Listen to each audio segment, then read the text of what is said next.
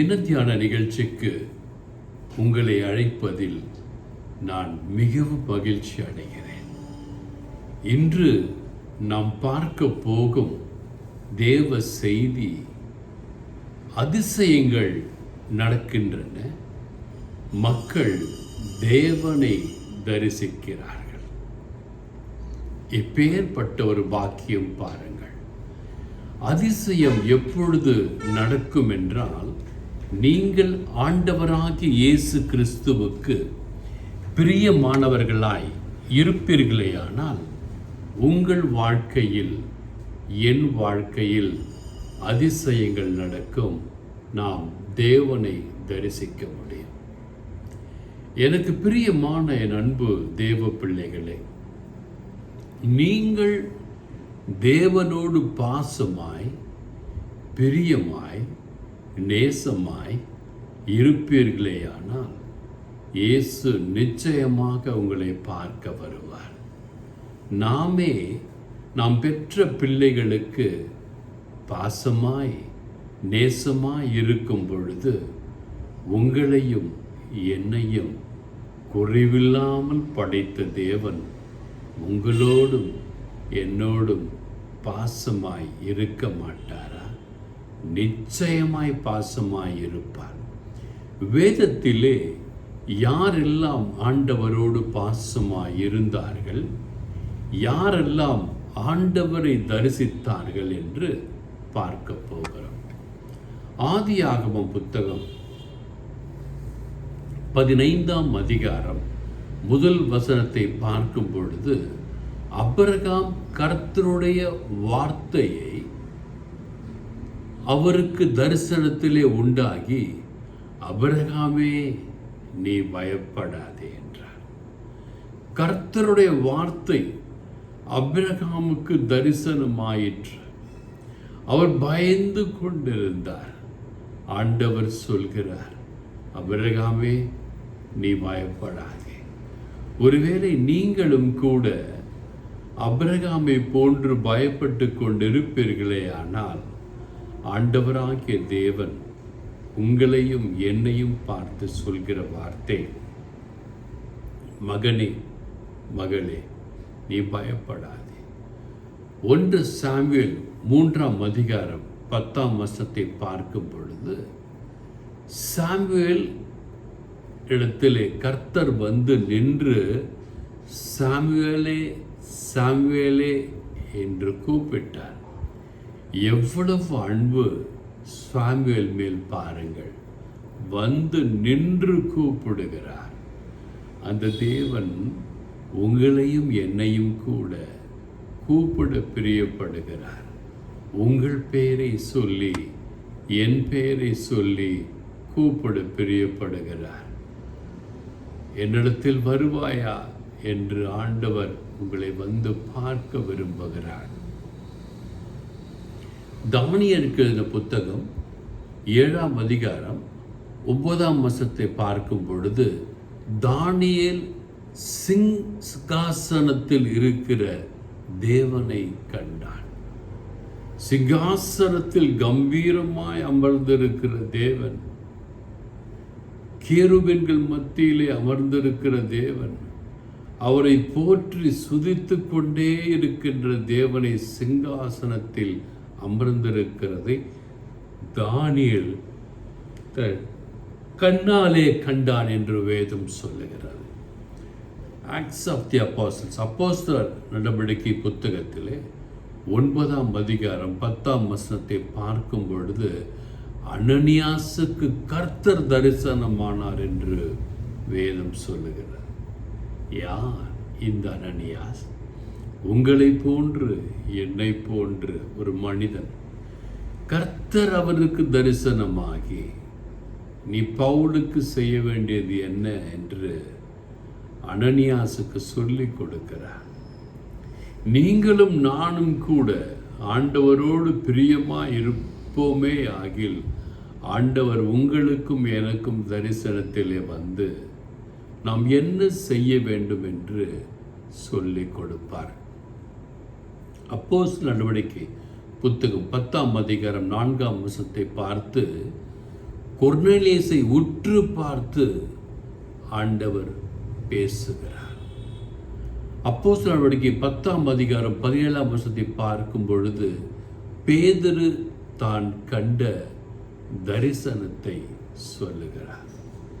இது எல்லாம் பார்த்தீங்கன்னா மக்களுக்கு கடவுளின் மேல் இருந்த கொள்ளை பிரியத்தின் நிமித்தம் கர்த்தரும் அவர்கள் பிரியமாய் வந்து அவர்களை தரிசித்தார்.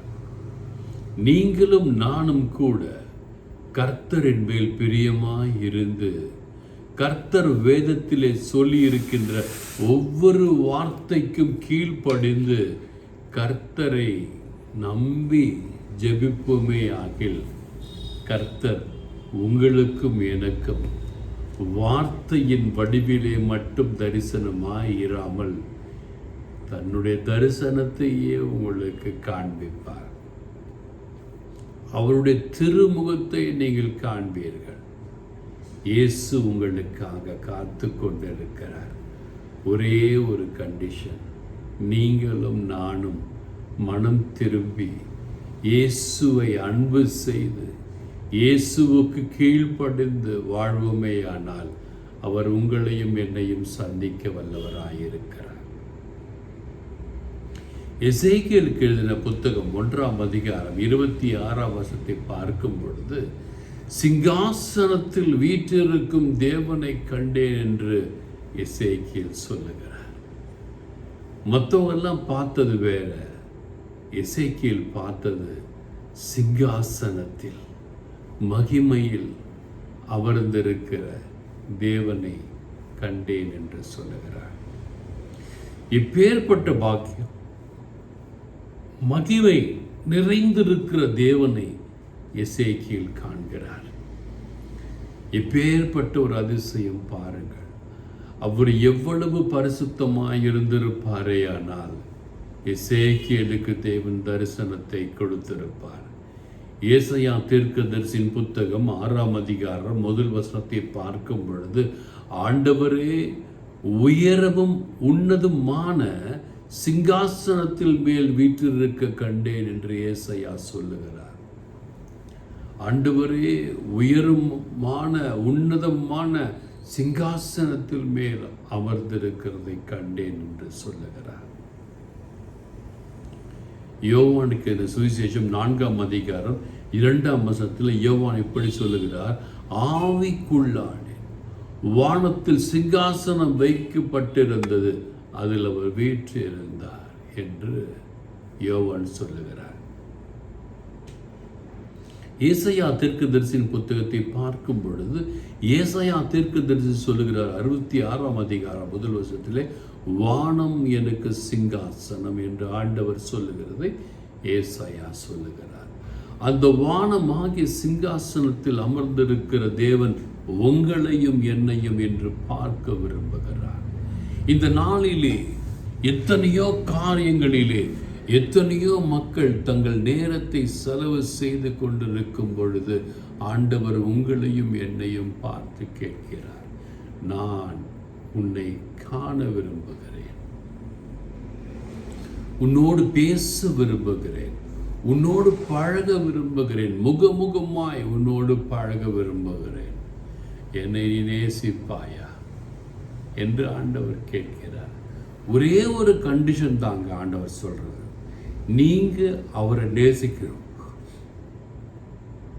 நான் ஆண்டவரை நேசிக்கணும்.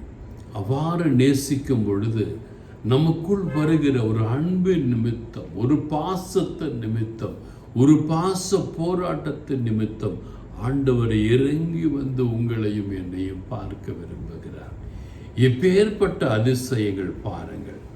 ஆபிரகாமுக்கு காட்சி கொடுத்த தேவன், சாமுவேலுக்கு காட்சி கொடுத்த தேவன், தானியேலுக்கு காட்சி கொடுத்த தேவன், அனனியாசுக்கு காட்சி கொடுத்த தேவன், கொர்நேலியசுக்கு காட்சி கொடுத்த தேவன், பேதருக்கு காட்சி கொடுத்த தேவன் உங்களுக்கும் எனக்கும் சற்று கூடவே ஒரு வாய்ப்பை கொடுக்கிறார். எசேக்கியேல் எவ்வாறு என்னை சிங்காசனத்தில் பார்த்தானோ, ஏசாயா எவ்வாறு என்னை சிங்காசனத்தில் பார்த்தானோ, யோவான் எவ்வாறு என்னை சிங்காசனத்தில் பார்த்தானோ, அவ்வாறே நீயும் என்னை பார்க்க விரும்புகிறாயா? அவ்வாறு நீ என்னை பார்க்க விரும்புவாயானால் நான் தயாராக இருக்கிறேன் என்று இயேசு சொல்லுகிறார். இந்த வேத வசனத்தை எடுத்துக்கொள்ளுங்கள். நீங்கள் செய்த எல்லா பாவத்தையும் ஆண்டவரிடத்தில் அறிக்கையிடுங்கள். இந்த வேத வசனத்தை படிக்க ஆரம்பியுங்கள். தரிசனம் என்பது லேசாக கிடைத்து விடக்கூடிய காரியங்கள் அல்ல. பேய்களை ஓட்டுகின்ற சக்தி, நோய்களை அதட்டுகிற சக்தி, சாத்தான் உங்கள் முன்னால் நிற்கவே முடியாத சக்தி, இவை அனைத்தையும் இயேசு உங்களுக்கு கொடுக்க காத்து கொண்டிருக்கிறார். எனக்கு கூட இயேசு சில வல்லமையான காரியங்களை கொடுத்திருக்கிறார். பிரசங்கிக்கவே தெரியாத இந்த முட்டாளுக்கு, இந்த வேலைக்காரனுக்கு இயேசுவோட வார்த்தையை பிரசங்கிக்க கற்றுக் கொடுத்தார். பேய்களை ஓட ஓட விரட்ட கற்றுக் கொடுத்தார். மக்களுக்கு சமாதானத்தை எவ்வாறு கொடுப்பது என்று கற்றுக் கொடுத்திருக்கிறார். இந்த நீச பாவிக்கு, இந்த மோசமான மனிதனுக்கு, செத்து போய் இருக்கிறவனுக்கு உயிரை கொடுத்து என்னை காப்பாற்றிய தேவன் உங்களையும் காப்பாற்ற வல்லவராயிருக்கிறார். என் கடன்களை எல்லாம் அடைத்து பெரிய வீட்டை எனக்கு கொடுத்து, காரை கொடுத்து, புல்லட்டை கொடுத்து, இவ்வளவு எனக்கு கொடுத்த தேவன் உங்களுக்கும் கொடுக்க வல்லவராயிருக்கிறார். நீங்கள் செய்கிற வேலையில் உத்தமமாக இருங்க. உன் கையின் பிரயாசத்தை ஆண்டவர் ஆசீர்வதிப்பார். ஊழியம் நான் செய்கிறேன் என்று நிறைய பேர் நினைச்சிட்டு காசு வாங்குறேன்னு நினைக்கிறாங்க.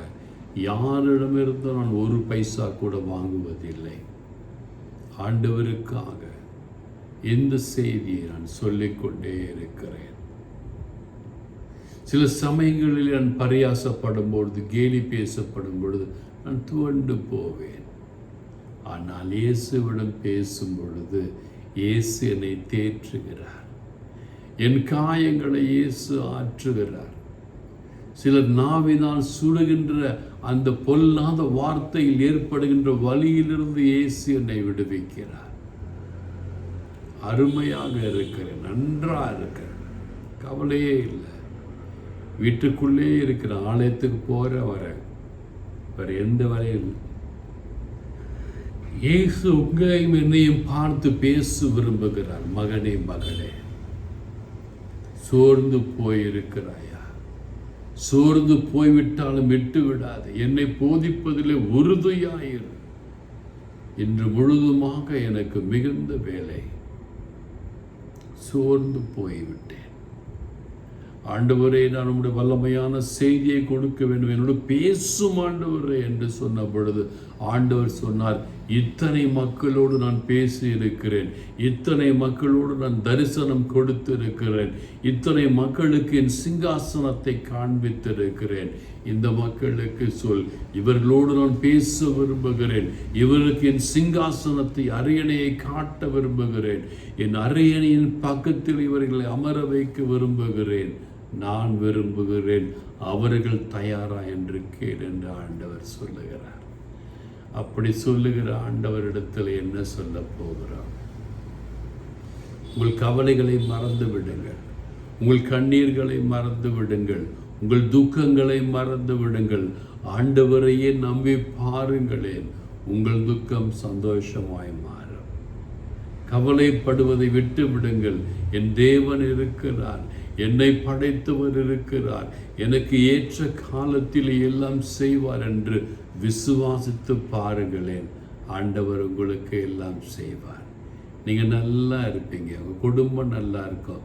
சொன்ன ஒவ்வொரு வசனத்தையும் எடுத்து எழுதி வாசித்து பாருங்கள். God bless you all.